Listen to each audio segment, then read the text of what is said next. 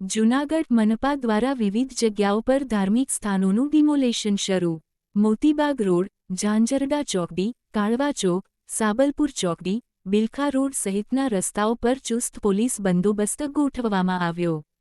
ST bus, ambulance સહિતના વાહનો પણ ડાયવર્ટ કરાયા. મોડી રાતે હાથ ધરાયું ડિમોલેશન ઓપરેશન. દાતાર રોડ, ગાંધી ચોક, નરસિંહ મહેતા તળાવની સામે ડિમોલેશન હાથ ધરાયું.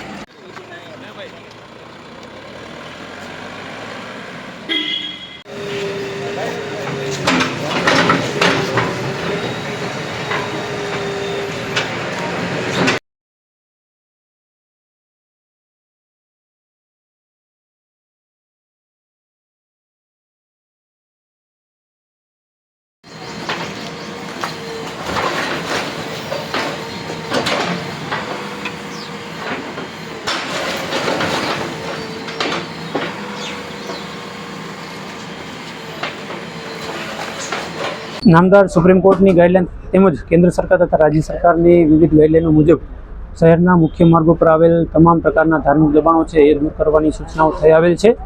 આ માટે કોર્પોરેશનની ટીમ દ્વારા અગાઉ જે પણ આ પ્રકારના દબાણો આવેલ છે તેઓને નોટિસ પાઠવવામાં આવેલી હતી અને ત્યારબાદ યોગ્ય કાર્યવાહી કરી ગઈકાલ રાત્રિથી મોડી રાત્રિથી દબાણ હટાવવાની કામગીરી શરૂ કરવામાં આવેલી હતી.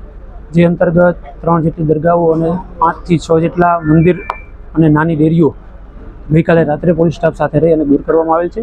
આ ઉપરાંત અસામાજિક ઇસમો કે જેઓએ પણ સરકારી જમીન ઉપર પોતાનું એન્ક્રોચમેન્ટ કરેલ છે આ અંગે પોલીસ દ્વારા પણ તપાસ કરી કોર્પોરેશનને યાદી સુપરત કરવામાં આવેલી હતી. એ અંગેનું દબાણ દૂર કરવાની કાર્યવાહી હાલ ચાલુમાં છે.